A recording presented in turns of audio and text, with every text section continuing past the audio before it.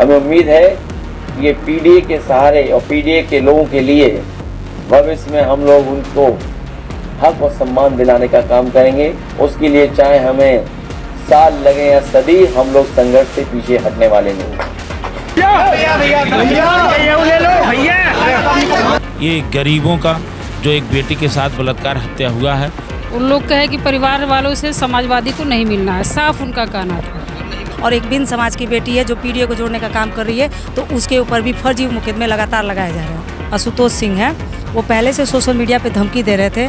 देखिए, ये भारतीय जनता पार्टी की सरकार में जिस तरीके की गुंडई चरम सीमा पे सवार है, भरतम मारपीट हुई, ईंटा पथराव हुआ, एकदम उस गांव के विरोधी थे। गाजीपुर मामले पर एक बार फिर से राजनीति पूरी तरीके से गर्मा चुकी है। अखिलेश यादव जी ने ये कहा था कि अब हम खुद वहां पर जाएंगे, लेकिन उससे पहले आज एक और ऐलान उन्होंने किया और उन्होंने कहा कि एक बार फिर से सपा का जो डेलीगेशन है वो कल वहां पर जाएगा, 5 लाख तक की मदद भी करेगा और देखेगा कि आखिर वहां चल क्या रहा है। इससे पहले जब सपा का डेलीगेशन गया था तो वहां पर पथराव हो गया था और ये कहा गया कि जो वहाँ ग्रामीण थे उन्होंने पथराव किया और सपा के जो डेलीगेशन की तरफ से लोग गए थे उन पर भी पथराव हुआ है और चोटें भी आई हैं। हमारे साथ मौजूद कुछ महिलाएं हैं जो वहाँ पर गई थी और उन्हें वो चोटें आई हैं, तो उनसे बेहतर कोई नहीं बता सकता कि आखिर वहाँ हुआ क्या था। जब आप पिछली बार गई वहाँ पर तो अचानक से कैसे पथराव होने लगा और कैसे इतना गुस्सा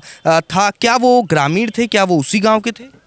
देखिए, ये कुछ अचानक नहीं हुआ था। डेलीगेशन जब जाने वाला था तो वहाँ का जो प्रधान का प्रतिनिधि आशुतोष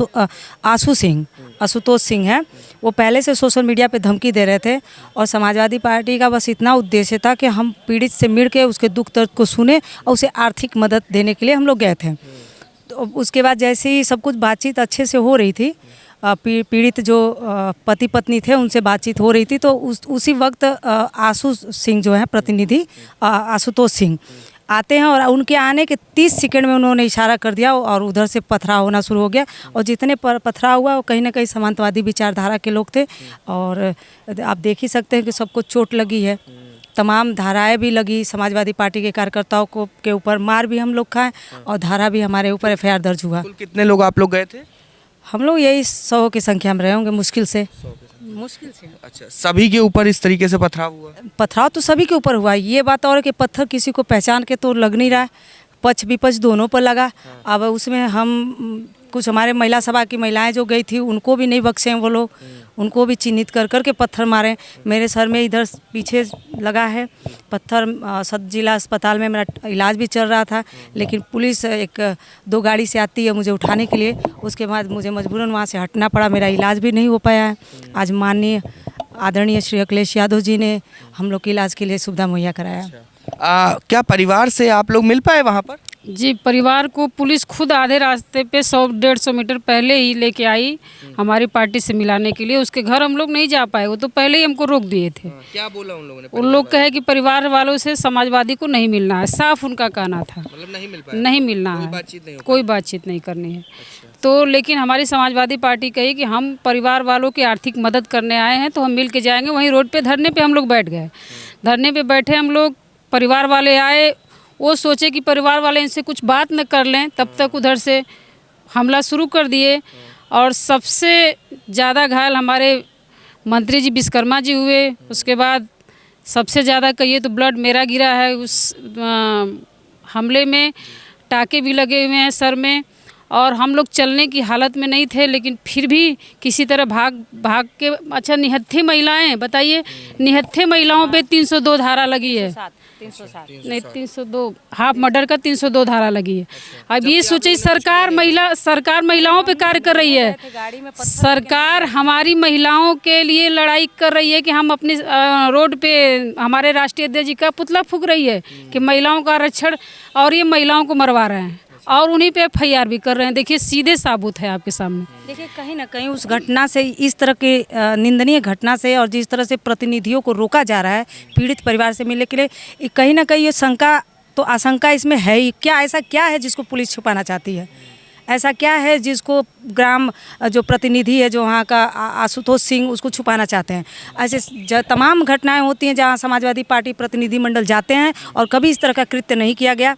उनको मिलने दिया जाता है। हमारा काम है पीड़ितों से मिलना, उनसे अपने दुख दर्द को बांटना। लेकिन ये पहली घटना इस तरह के हमारे गाजीपुर ज़िले में और सदर विधानसभा में हुआ है ऐसा कि जहाँ किसी पीड़िता के साथ कोई अन्याय हुआ हो और कोई प्रतिनिधि दल समाजवादी पार्टी का जाता हो तो उसको मिलने नहीं दिया गया। समाज गया, उनको भी मारे लोग। हम ही लोग को थोड़ा उससे पहले भी भीम आर्मी को दौड़ा के मारे थे गांव में कि कोई मिलने नहीं जाएगा। अरे ये कौन सी बात है? आप ही बताइए, आप ही के घर दुख में कोई आता है कि नहीं आता है? तो आप दरवाजे से भगाएंगे? वो भी पीड़ित परिवार नहीं भगा रहा है। गांव का जो प्रतिनिधि, वो भी प्रधान नहीं है, ग्राम प्रतिनिधि है, उसकी माँ प्रधान है और वो उसका सारा मतलब प्रतिनिधित्व करता है।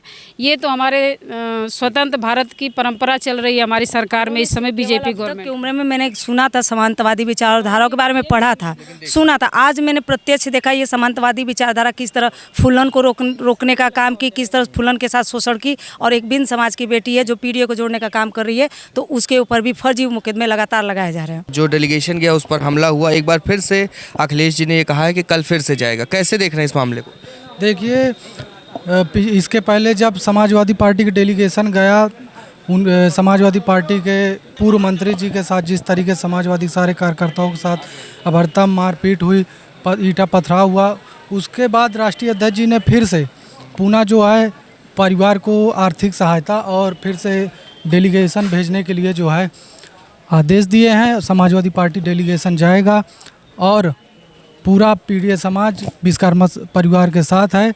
जिस तरीके से विश्वकर्मा समाज को दबाने का काम किया जा रहा है लगातार, जब से राष्ट्रीय अध्यक्ष जी का आदेश हुआ कि 29 तारीख को वहां जाके परिवार से मिलेंगे, उसके बाद लगातार परिवार को दबाने का काम किया गया है, बयान पलटवाने का काम किया गया। गाजीपुर मामले पर आज फिर अखिलेश जी ने कहा कि कल सपा का डेलीगेशन जाएगा। कैसे देख रहे हैं इस पूरे मामले को?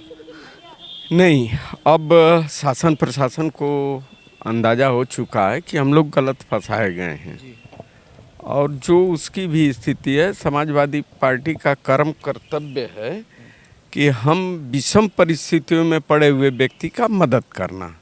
हमारी कोई यह नहीं है कि मरे हुए व्यक्ति पर हम राजनीति करना चाहते हैं, हम उसकी मदद करना चाहते हैं। फिर आदरणीय राष्ट्रीय अध्यक्ष जी ने हम लोगों को भेजा है, कल जाएंगे, जो सहयोग था उसको देंगे, दे करके फिर हम लखनऊ आ जाएंगे। इससे पहले जो पथराव हुआ, आपको क्या लगता है कि कौन थे वो लोग?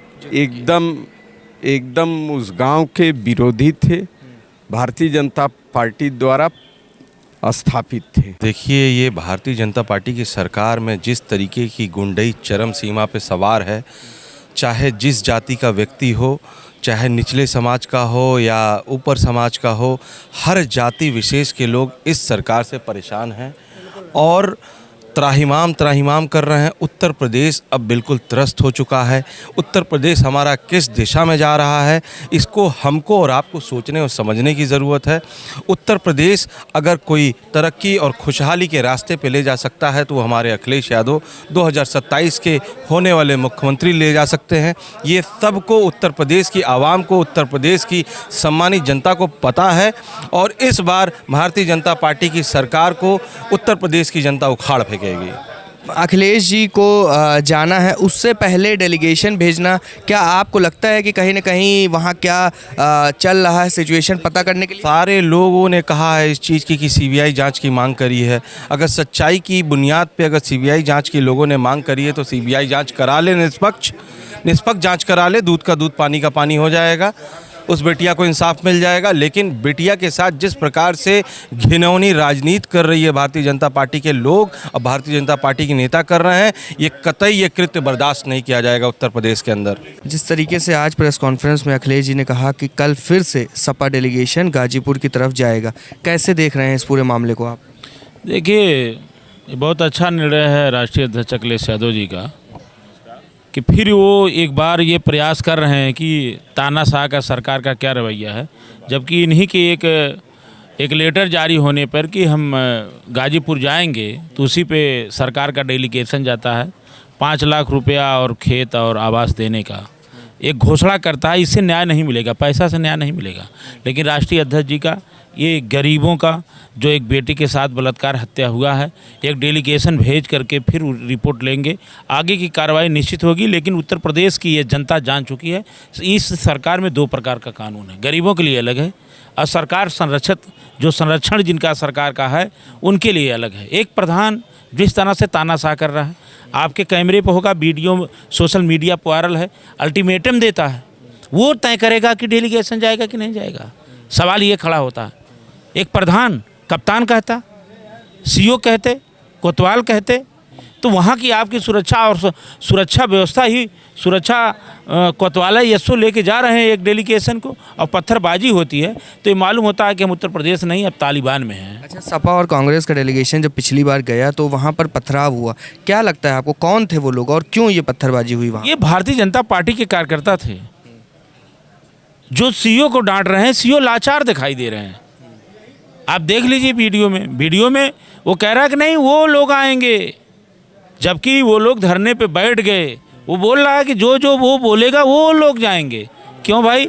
इसका मतलब कि आप छुपाने का काम कर रहे हैं, उसी का हाथ लग रहा है। इसलिए ये लोकतंत्र संविधान बचाने के लिए अखिलेश यादव जी का यह पहल और पीडीए के दुख को बांटने का ये है, इसकी सराहना करते हैं, साधुवाद देते हैं।